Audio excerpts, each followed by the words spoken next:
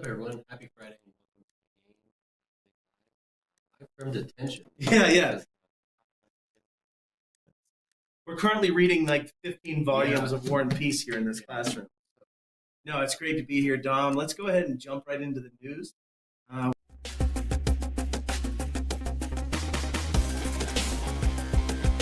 Today.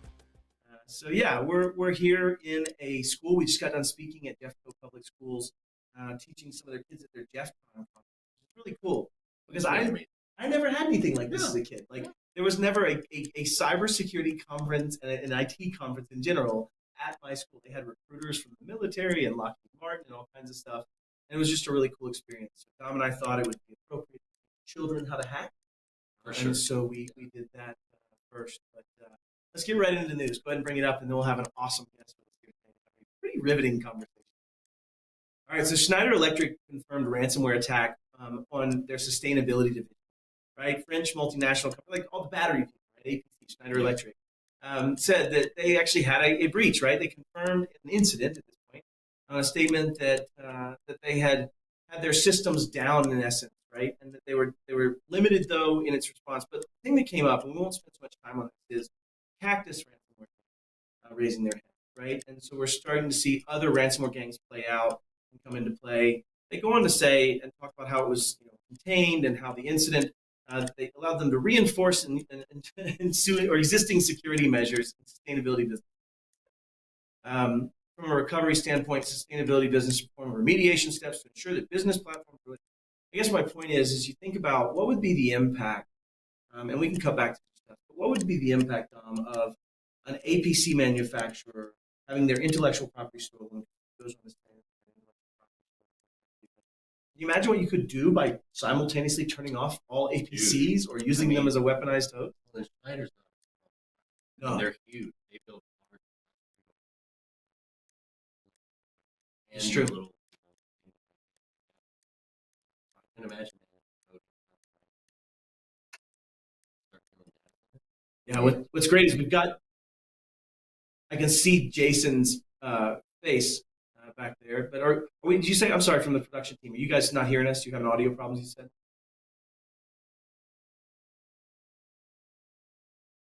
All right, good.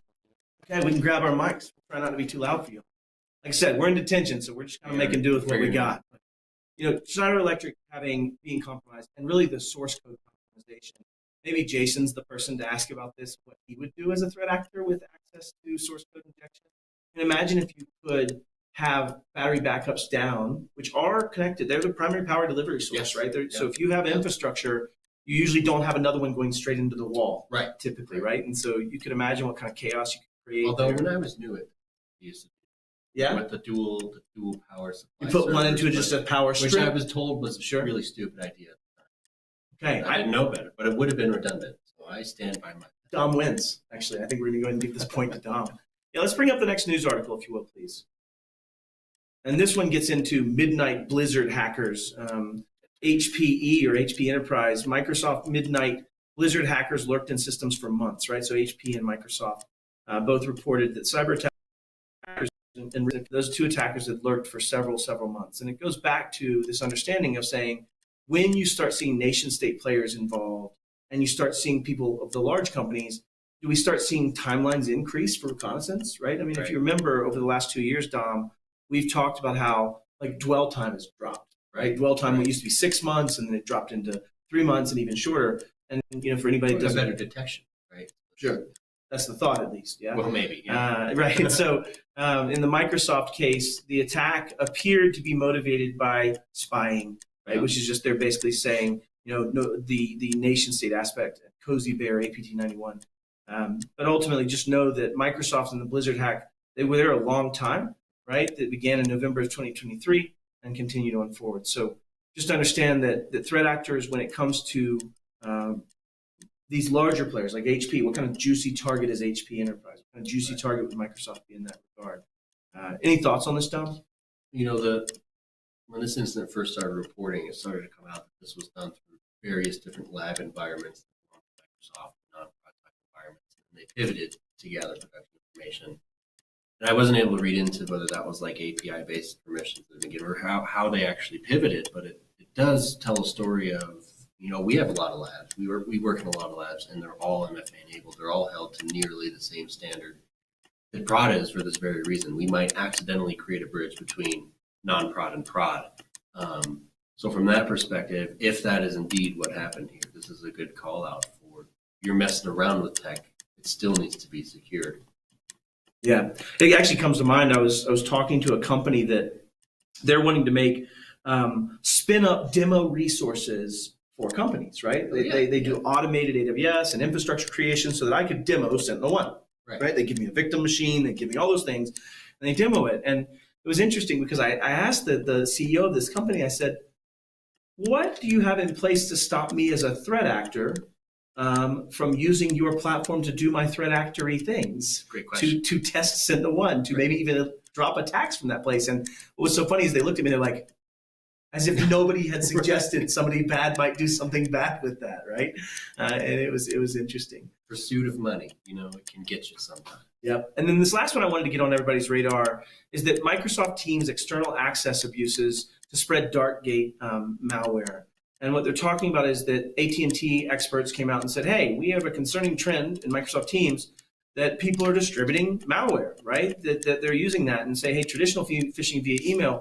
And you and I have talked about this for years, that the next surface area would be very team-centric. Yep. And so in my mind, this isn't something that surprises me, but it does actually make sense in the sense that people are setting up teams by default to allow a lot of external access, to allow guest access, to do things like that let me come in from some assumed identity that I have control over, right, and then sign in and do things inside your tenant and interact with your users. And so some of the takeaways that I'd say on this is the malware is starting to be distributed for years. I mean, this was 2017, right, for Darkgate malware. Right. But what we're seeing is a more unique way of delivering it via Teams. It doesn't go through a spam filter. Right. I'm not checking that in some common way through MX handlers, right, and some border gateway solution. Now, though, unfortunately, you need business preview.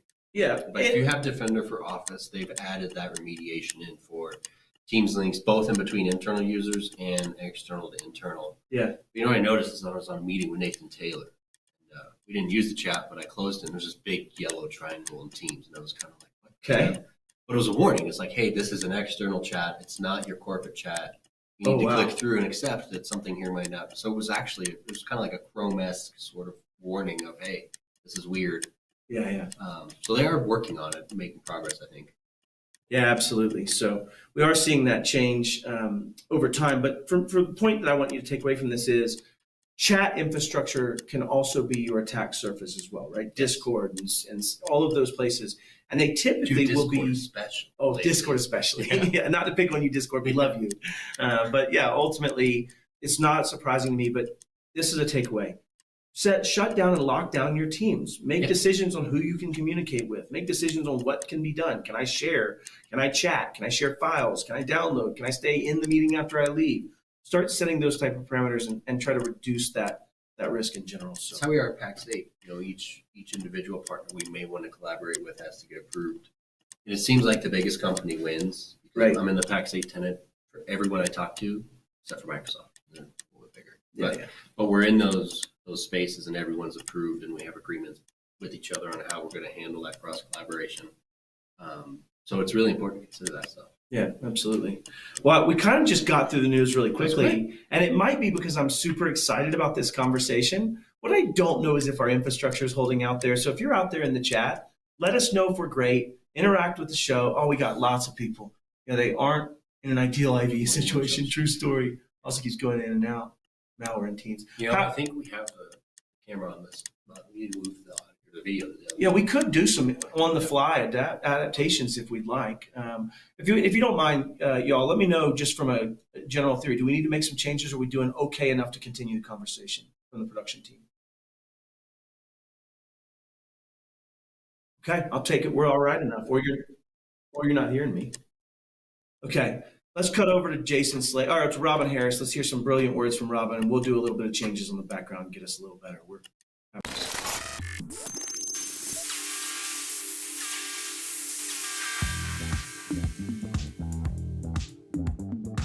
So let's talk about configuration management. And it's very timely because ISO 27001-2022 has added a configuration management control where you have to document, implement, monitor, and review. And you may be doing some of this, but if you're going for your ISO certification and you're upgrading and going into that 2022 version, you're going to see the auditors are going to pull that thread and they're going to expect a higher level of security around how we're managing configurations. And I want to explain to you that one and done, that's never security. Security is never one and done. You set these standards, you're like, oh, you have to have A, B, C. And when you build it out, you build it out with A, B, C, right? And somebody goes and changes. It can be accidentally, they may have done it to make an upgrade or something, and they removed C. And C was really critical to keeping your system safe. Now you only got A and B, and you don't have anything in place to monitor to make sure A, B, and C are always operational. So you're going to see more controls coming in through ISO that talks about continuous monitoring and monitoring the effect of your tools. And if you're a small organization and you have a small technology stack and footprint, you might can do this manually. But if you're not, you're gonna have a problem. You're going to need tools that are going to actually continuously monitor your environment. Oh yeah, those S3 buckets in Amazon are encrypted, right? What if somebody accidentally turns it off? These S3 buckets are private. What if somebody goes in there and accidentally makes them public? So you got to look for all of those types of situations where your configurations are part of your security controls. And if you lose any of that integrity in your configuration, you could be introducing a vulnerability into your environment. So that is why you're going to see this increase in demanding that we pay more attention to that. And the more we outsource to the cloud, you know, people think, oh, the cloud is so safe, it's so safe. Amazon, Azure, Google, they are very clear about where their responsibilities stop and where yours start. And guess what? If you don't architect your configurations to be secure, something happens, Amazon, Microsoft, Google, they're gonna be like, we're so sorry, but that's not our problem. So the responsibility for a lot of the environments rest on how we configure them, how we monitor them, and how we review them. ISO says it's time to do a better job in that space, and we're going to require that as part of your certification. But you don't have to wait for ISO to demand this. You don't have to wait for your clients to demand it. You don't have to wait for anybody to demand it. It's just part of leveling up.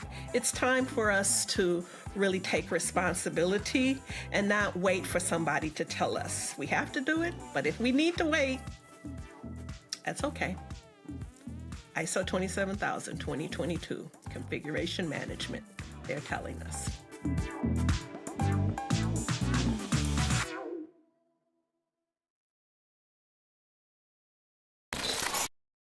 I will. Okay, so Whoops. people make mistakes. I don't know if you guys know this or not, Occasionally. but people can click the wrong button. And I was talking to a little tiny mic way over there instead of this mic right here. So I hope this is better for everybody. Is that really whispery? Okay. All right, so we've definitely fixed it. I hope you guys are great. Please comment there. I'm sorry for that, y'all. We don't want to waste your time and not give good products. So that's on us. We apologize. We'll get it fixed. But I'm super excited. And I think we have quite a bit of time. So I want to do a couple things to introduce this next guest because he's been on before. He's our loving curmudgeon, and it's going to be a great conversation. But let's do a little throwback to something Jason hasn't seen yet of the beard shave from last year when the two of us fell victim to raising $250,000 for charity.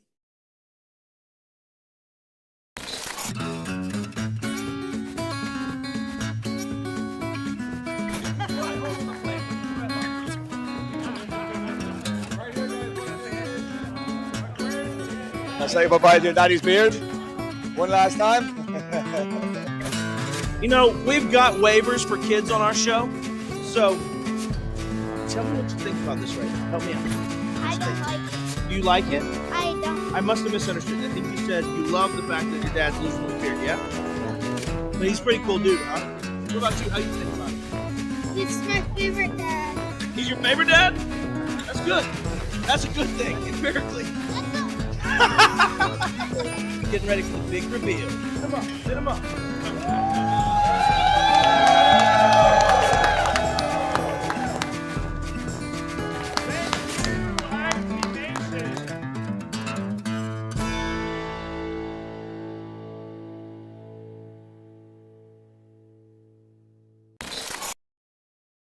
Yeah, that was wild, man.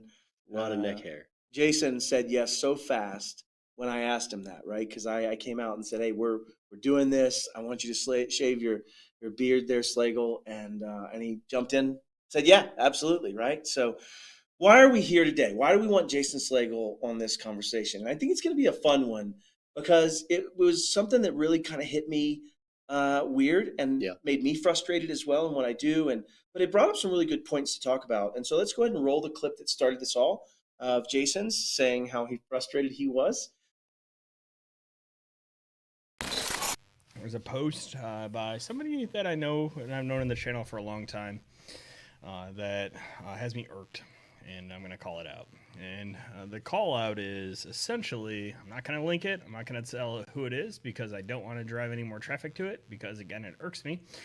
The call out was asking or calling out creators, content creators like myself. And the direct question was, are we ignoring small business in favor of being an echo chamber and being influencers? Yeah, I'm a little called out by this and a little bit frustrated. And so I'll explain why here in a second.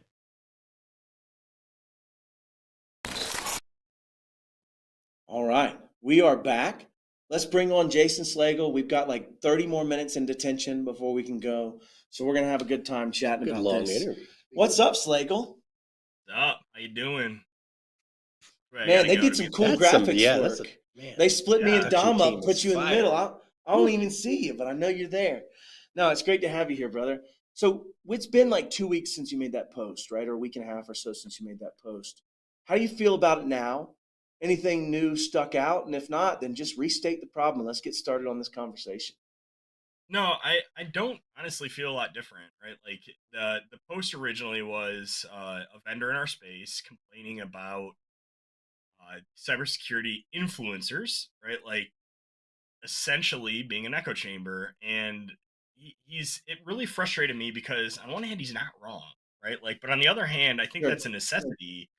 And I wanted to kind of lean into why I think that is. And I was frustrated because I don't know as a vendor that you get to call that out, right? It's like, I have no skin in this game. I'm an MSP, right? I have no skin in this game. And I 100% acknowledge the fact that most of my LinkedIn content is not targeting small business, right? Because I think that's ineffective. And I talk about it in the post, why I think it's ineffective. And I talk about what I think we actually need to do to make the world different here. And it kind of stirred up a little hornet's nest because it actually got quite a lot of engagement on. Got a little fiery. Yeah. And yeah, got the original poster did reach out to me privately and he did apologize. So there is that. So we'll talk about it, I guess. But the core problem that was premised in this was that SMBs need to be educated and that SMBs need to be taught so that they can move forward with cybersecurity, and that we often find ourselves in an echo chamber. And what is an echo chamber, right? Let's tackle that first. So who wants to tackle what's an echo chamber? What does that term mean? I mean, it's like if you surround yourself with people that all have your same opinion, right? Yeah. Which in cybersecurity we could easily form a huge room, right? Sure. And we suddenly all agree with one another. That's an echo chamber, right? I say something, you agree with it, Jason agrees with it, and there's no dissenting opinion, right? Yes. I would also add, yeah, for sure. Yeah, I would also add that it's not just the we all say the same thing, but it's also we're all aware of the same Yeah. things. We have a certain presence and understanding of what's around us. Like it came to me today, we were talking about Jen Easterly, and Jen Easterly was swatted a few weeks ago, right? Or not even a week ago, it was Something three or like four a few days days ago. ago. Yeah. And I am like Jen Easterly, and we hear, who's Jen Easterly? And I'm like shocked that someone Right. would know that. Yeah. And yet in our world, it's perfectly acceptable and normal to know exactly who Right. the director of CISA is, the Right. Cybersecurity and Infrastructure Security Agency. But for a person, a lay person teaching a class in school, Yeah. it's not as much. And another great example is like the things and practices we want. Dom and Right. I did a live hacking demonstration of stealing a token, a session token today, and there was a IT administrator speaker here coming to speak about IT careers. And I said a couple of things that should be done, and he's like, I have to use different passwords, but I have to. Right. And I'm not trying to be pejorative or negative, but the Right. point is that in an echo chamber, in cyber specifically, it feels like we all think everybody knows this, right? And we have that as well. Jason, anything else you'd add to what is an echo chamber before we kind of kick into what the rest of this? Yeah, I mean, kind of to go on to what I said was driving at earlier. I feel like social media makes echo chambers because Yeah. the algorithms like will put you in a position where you get content from people you interact with, and who do you interact with? You interact with people that agree with you, right? You tend to not interact as much with people that don't agree with you, unless you're me, in which case you very much interact with people that don't agree with you because you're like Almost agree with chase them people. out, it seems. Yeah, some of that's not accidental, right? It's like I very much try to curate my social media feeds to be a little bit less of an echo chamber than I think that the average is. Like, I don't tend to try to unfollow or unfriend people that have dissenting views just because I'm tired of Sure. seeing them, because that's how you build one, right? And I think it is a huge problem because it makes you don't realize, to your point earlier, right? Like, Jen Easterly is awesome, right? But like the average person doesn't know who she is, and I don't know that they need to, right? And I think that comes down to the core point That's of the big point. Right. Yeah. drive here. Just tackle it then, Jason. Let's kick into that next Yeah. piece. What Yeah, when you talk about? Well, no, let's before. So the problem is the asserted problem. So we know echo chamber, that we're influencers in an echo chamber. But the other stated problem, I actually 100% agree with, which is SMBs in general are not aware of where they need to go from a cybersecurity perspective. Right. But that doesn't mean that I agree they have to be. And I think there's an interesting piece there that is part of this problem of what we deal with SMBs. And Jason, if you want to dig into that, this is what I think the best comment I saw on your post was someone referencing thermonuclear engineering. You want to yeah, kind of bring that one up there, That was- Slagle? yeah. That was great. I mean, the comment was basically like how silly it is in literally any other industry to assume that you would speak directly to your customers, right? Like, so he referenced thermonuclear engineering, he referenced insulation, right? Like, you wouldn't expect your insulation salesman to be talking to homeowners specifically about the ins and outs of R values and in the pros and cons of different types of backings, right? Because the homeowner doesn't Sure. care. What they care about is that their house stays warmer, right? So like the things Yeah. they need to understand as part of this is that like big R value good, small R value bad, and that is like the extent Right. of what you need to understand Yeah. about it, insulation, right? So I think it's on us as a community to understand that small business, they need to understand cybersecurity essentials, right? Like, yes, you do have to use separate passwords for everything. Yes, where possible, SSO is probably safer. You should likely use a password manager, right?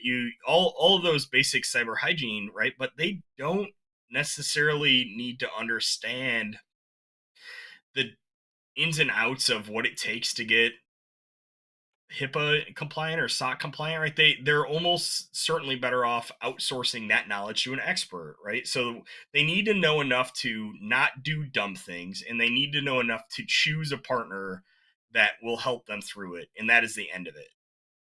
Yeah.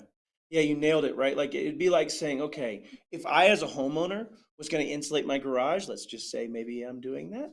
But if I was going to insulate my garage, now there's an argument for me doing it myself. I'm going to need to go figure out the R values. I've got to realize when I use this backing against a non-porous surface versus this backing against a porous surface. And those things come into play. And I get a choice there, right? As that homeowner, I have one choice to make. I can either go learn all these things and attempt to be the best guy at insulation, when I know there's like 96 companies that do it better than me right around the corner, or I can pay one of those 96 companies. And so let's take that allegory back to, small business and cybersecurity. Jason, you kind of postured this on your post of, MSPs trying to echo chamber and escape their echo chamber into the SMB and educate. Is the intent to educate them to do it themselves, or is the intent to educate them that you're trustworthy and you're the right partner, right? And I think Yeah. that's kind of the difference in what you put out there. Yeah. When it comes to, yeah, go ahead, Jason. No, I think that, there's some benefit probably to establishing yourself as a thought leader, right? Like, but I make zero attempts to posture my content to small businesses. I don't, other than the fact that I am a small business, right? We're 25 and a half employees right now, right? I have one part-time employee and the 25 full-time employees. Other than the fact that I am a small business, the small business challenges for different lines of business are completely different than mine, right? So the thoughts that I could understand all of them, it's unfounded. Of course, I don't understand all of them.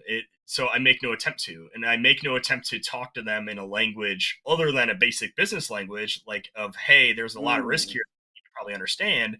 I make no attempt to frame that in a way that is digestible for them. Instead, I talk to my peers and I attempt to build enough credibility that when somebody comes across us, they're like, okay, well, he actually seems to know what he's talking about. Maybe we should use them.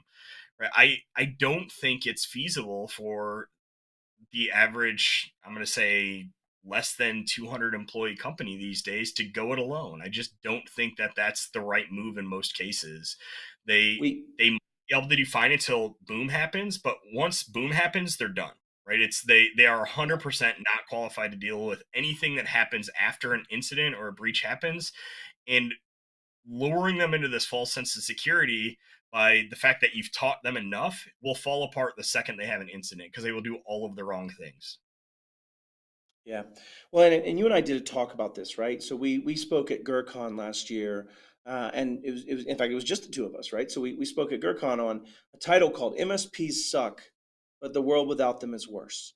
And some of these same thoughts have shown up in that space, right? The small to mid-sized business that hired some cousin of the aunt that they knew that had an inkling for computers, and then they had 900 Raspberry Pis in their office that hadn't been updated since Jesus was born, right? And so you get into this situation where you've got somebody trying to do it themselves. And we made a strong argument for partnering, right? We made a strong argument for partnering. One of the things that I did want to tackle in this conversation is, Jason, you said to me, Matt, my focus and target audience for the most part has been in LinkedIn, really educating other peers, holding vendors to be accountable, right? Driving a lot of those things. That's a lot of what your mission is. How do you think an SMB and an MSP, and I'm not in your shoes anymore, Jason, so I'm going to leave this to you. How can you use it for both? Can you use it for both? Can you take what's seemingly an echo chamber of me, you, Wayne Selt, Dom Kirby, and hundreds of other people, and also use it for the other purpose? Or is there a challenge with that? Like, what are your thoughts on that for giving other MSPs advice?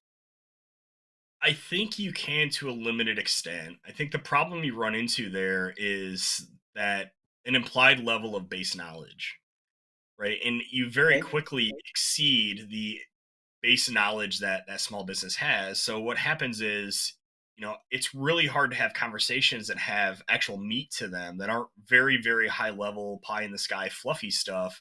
Because at some point or another, if I'm talking to an MSP or I'm talking to a technology provider or a technology person or an in-house IT person, whatever the case is, we just don't speak the same language, right? Like I can't talk to them about TLS, or I can't talk to them about conditional access policies. I can't talk to them. Maybe multi-factor is in the lexicon enough now that we can at least have that conversation. But like that's as deep as you can go, and even that, in many cases, I find most small business owners, they don't understand MFA. They find it to be a pain in the butt. They don't want to do it, right? So I will have a conversation with them in their terms as to why that is a good idea, right? But like that's as deep as you can go, and that doesn't echo and it doesn't resonate well with the more technical and the more advanced users. So yes, I believe you can take a set of talking points and you can reframe them to both audiences, but I'm not sure you can take the same talk and have it resonate with both. Yeah, it's fair. Well, it's think I made it about 9 days into 2024 before I had to have a discussion with a partner, with an MSP, about whether or not MFA was important. So we still have work to do. I'm just gonna say. And that's the damn point, Dom. Yeah. Right? Like, what do you focus on in your social media? MSPs, right? And the channel. Now, I think where you and I work professionally, that's a given, right? Sure. But it's also that's our objective. Like that's where we want to be. That's our passion. That's our core values. However, I've seen immense value in establishing myself as someone who can have those conversations at the different levels they need to be had. Like Jason, the fact that you can have a different conversation with a customer or prospect versus another MSP or your peers is in and of itself a marketable thing, Yeah. right? You have the dynamic personality to be able to go do that and know who you're talking to and address the right issues. I think that in and of itself is a marketable skill. Yeah. The other thing I think we're seeing play out too in this conversation is, why is there an echo chamber? Why do we have a group of us, Jason, that you and I talk to probably once a week, if not more frequent, depending on the party, right? And certainly on a constant basis in social media. But why do we focus internally? Why do we focus with these people in that space? And I have an answer for it, but I'd love to hear yours. I have the altruistic reason and the selfish reason. So the altruistic reason. Okay, fair. I'll hear either one. Well, I'll start with the altruistic reason, right? Like I legitimately want the world to be better, and I want companies to improve, right? And I want MSPs to level up and get there. The selfish reason is if they don't, then the government's going to come in and regulate us out of existence, and that's not going to be good for anyone. Right. So yeah, we have this echo chamber, right? But it's not a club. It's not like a secret club where you have to be invited. Like, come to our echo chamber. We have cookies. We almost certainly have cookies at most events. I have bourbon, like even better than cookies, right? So come hang out and learn some things and get better and make the entire industry better. And that is how you make small business safer, right? Like Right. You can't do it one at a time. You have to use a force multiplier, and MSPs are that force multiplier. That's exactly it. You stole my answer. I award you no points, and may God have mercy on your soul. But that's exactly it, right? I don't think that if I wanted to chase down every small business and make them use MFA, I could ever win that battle. I could never do it. I don't think I could teach every small business the ways they handled their credentials and the ways they manage things, and that SSO is good and those things. But I can shift the industry. Right. And I can change the vendors. I can change the products. I can drive things to change. And so can you, right, Jason? You changed things before I ever did. And I'll think back, and let's not name the vendor, but if you go back to the Brit Fox days, right, and back those times, vendors were very apt to say, "Oh, pay no attention to the security vulnerability. Have a nice day." Right. And I think that the way I met you was through that echo chamber, was through this need to say it has to be better. Right. And that's where I think this is coming from. So I think the solve, Dom, and I'd like your thoughts on this. I think the solve is if we can get enough mass of us saying this is what we need, this is the right way we need to go, we can change this enough that the end consumers aren't part of having to solve that necessarily. Right. We don't want the end consumers to be a part of having to solve that. Like we're here to serve those consumers, right? But the other piece on that is that the larger this group gets, right, or set of groups, or there's more. We have than the one cookies echo and the chamber, bourbon, by so the it's way. probably going to be ours. But but the more we do on our own as a team to influence change, right, or bring our own change, or bring our own standards, and build our own regulation, right? We're having a lot of SRG type conversations. And that's a really, really powerful thing, even if it's in an echo chamber, which I disagree with labeling it an echo chamber in the first place. I think it's a collective group of people. That is the end of our sessions. Are you ready for some prizes?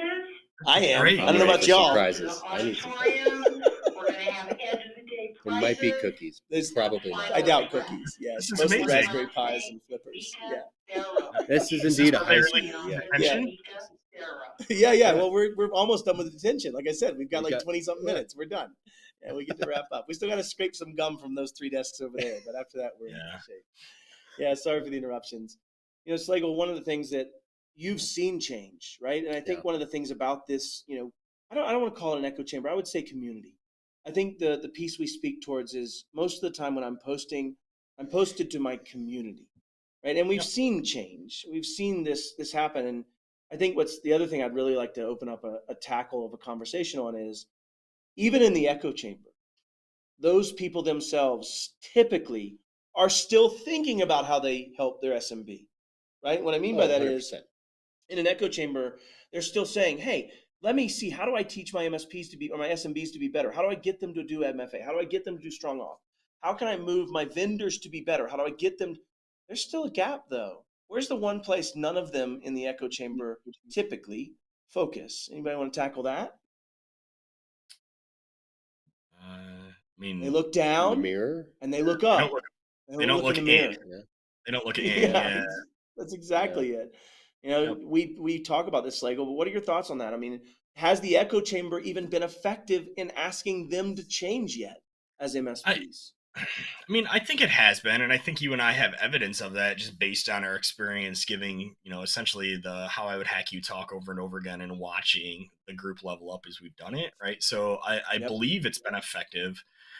And I believe that, when you look at things like the cyber call, right, and you look at the average maturity of the MSP that's on or attending that call, their security maturity has gone up like significantly since it started, right? Like the question is, and I think the right question is not, are we speaking to an echo chamber? The actual question is, how do we bring more service providers into the echo chamber, right? Like how do we, Yeah. like, we're Yes. talking to the wrong people, we're just not talking to enough people, right? So how do we amplify that to let others Amen. into our secret little cookie fort with bourbon, and so they can come up and get there. And I honestly think that the solution to that is bridging communities, right? Trying to involve people into Yeah. communities, Yeah. bringing the speaking that you do, that I do, that a lot of us do, and Yep. over time, people will see it and they will understand,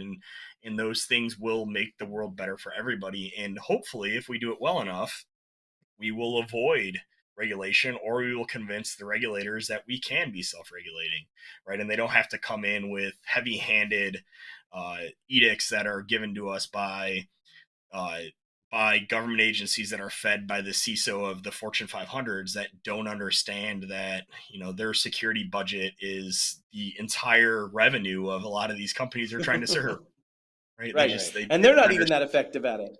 Yeah, no. One of the things one of the things I wanted to bring in, Roddy Bergeron. If you don't know Roddy Bergeron, he's brilliant. Yeah. He's a good friend of mine and just a good dude. Not a great school board member, but a great dude. But he said it's not an exclusionary practice to have a targeted audience if the goal is to educate or improve.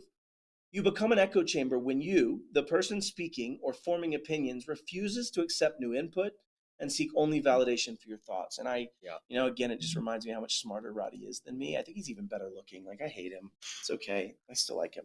No, but really, I think that point is so salient in that when you are in our world, how many times have you been wrong, Jason? How many times have Oh, I'm you wrong been all the called time. back from your thoughts? Today, Yeah, fair.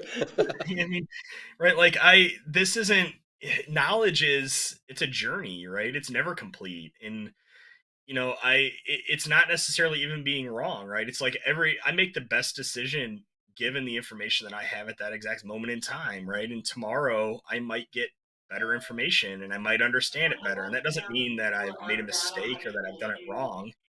It just means that I now understand it better and I can make a better choice, and that choice may be different.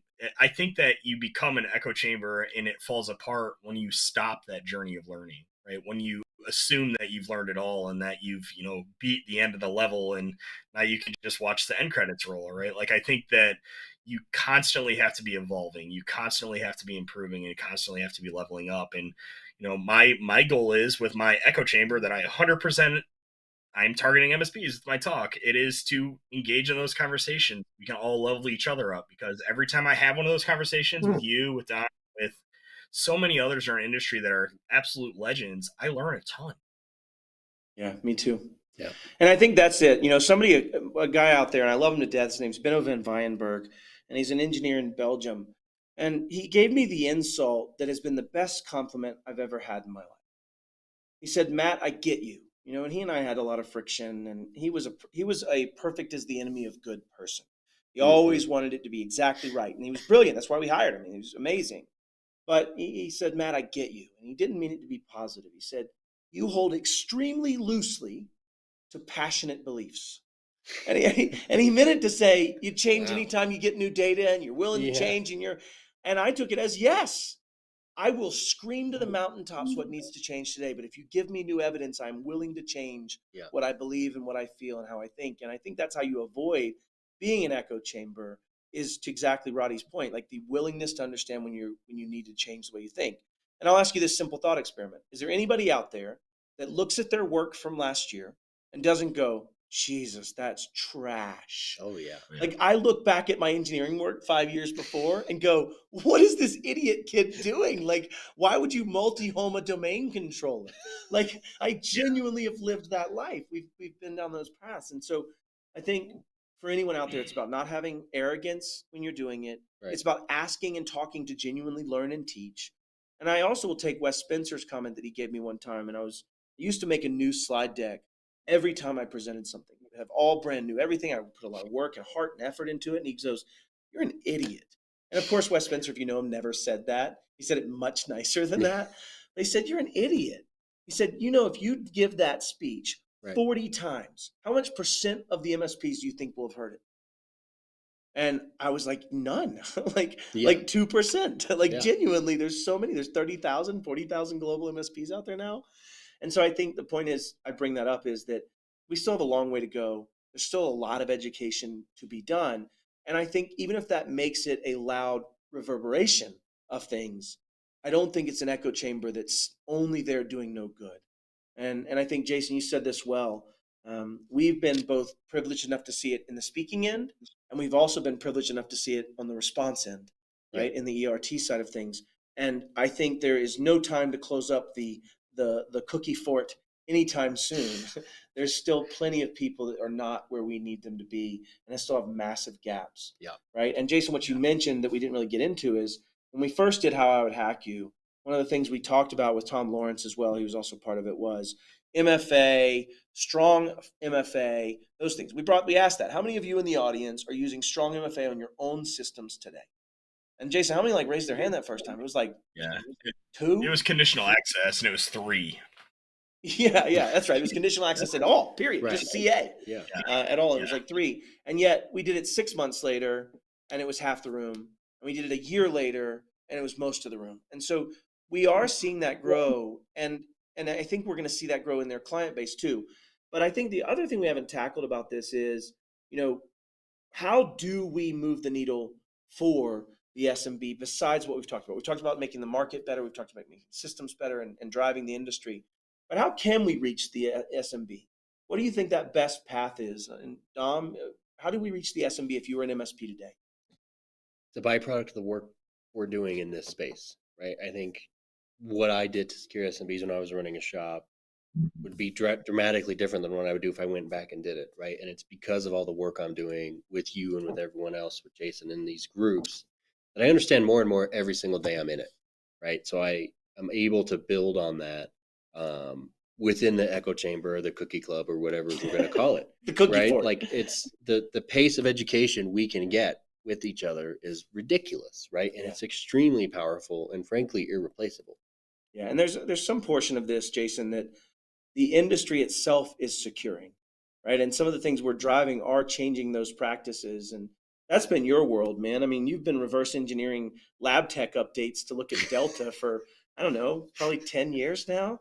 Like, what do we think what are your thoughts on this? I mean, we could either go in one of two directions. Thoughts on how you reach the SMB, or thoughts on, do we still have work to do in changing the industry and the things that we have in our world? I mean, again, I think they're connected, right? Because I think that the only way, I don't think you can reach the SMB directly, right? The channel exists because you can't, right? Like that's great call out. If it was effective for any of these vendors to sell directly to the end users, do you think they'd deal with people like me? Of course they wouldn't, right? Like that. No. I mean, they would all dance in the corner about the fact that I'm not going to call them out on LinkedIn about dumb stuff they do anymore, right? Like, but it's not effective, right? It doesn't scale. So all of these things are about various levels of economy of scale. So the way I think we make the industry better and SMBs better as a result is we do need to make an effort to make our circle bigger, right? It's like we've given how I would hack you 3 times now, but it's 2 of the 3 times was, or 4 times now, and 3 of the 4 times are at one vendor's event, right? Like, how do we give that same talk elsewhere? How do we give the MSP suck talk to some other event where there's people in it that, so it is an 80% net new audience, right? Like, it's how do we generally increase the circle to make it more inclusive for more people to feel like they're welcome? And I think some of that is you got to be welcoming, you got to be warm. You can't be overtly mean to people when they do dumb things. Did you just say that to yourself, Slagle? It felt like that was a little self-care. I just want you to know. Because everyone does dumb things, right? Like I've done dumb things. We just have to make the world a better place, and we have to make our circle bigger. Yeah, I think that's the point I'd leave to, right, Dom? Is like, we need to be more inclusive. It needs to be bigger. And I'm also going to say there's not a argument that you don't create a persona that speaks to your SMB, that helps you market, that helps get them on board, so that when they come on board, they can be taken care of. But that's a different discipline, right? Yes. Marketing and what we're doing in this echo chamber. I'm going to call it Cookie Club. I'm Cookie Club. I'm in on Cookie Club. We steal tech tokens, which are cookies. Tokens, which are, okay. So we have cookies and bourbon. Cookie Club. I like it. Like what we do in the Cookie Club versus what Jason needs to do as an MSP leader to sell to more customers or market to more customers are entirely different sets of activities. Like, they may feel the same sometimes, but they are entirely different activities. From the things Jason said, right? Yes. The challenges of communicating someone that's not a practitioner in that regard. Yeah. The other thing that I'd say with this too is 3.3 in the National Cybersecurity Strategy from CISA says that we need to hold the stewards of our data accountable.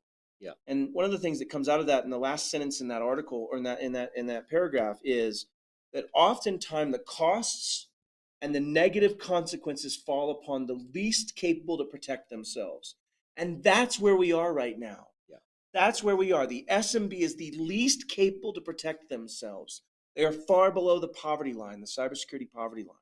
And I think if I can teach people, and if Jason can teach people that serve those SMBs, to not give them the option to not have MFA, to not do the things that allow them to be insecure, to just have standards. Right. And to Jason's point, the more we can get in the Cookie Club, and your point, to get more in the Cookie Club, more and more of us will adhere to a set of standards. Yes. More and more of us will say, no, I'm sorry, son, you're 16. You're not driving the Lambo with the stick shift and 570 horsepower. You're taking the Volvo, right? You can make decisions for those and be that good steward and help them understand those pieces of it. So I firmly believe, to the original point of the article, was well-spirited. And it's a friend of mine that wrote it.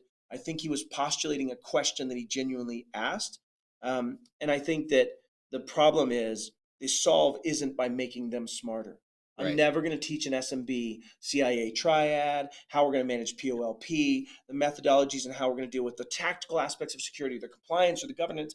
I just need them to trust me. Look that at all the going data there. governance conversations that we have partners trying to have around Copilot and the risk right that now. comes Yeah, with it. like, geez. We're all lost, including me. Like, we're all desperately trying to solve this challenge because we don't know how to talk to customers about this. Yeah.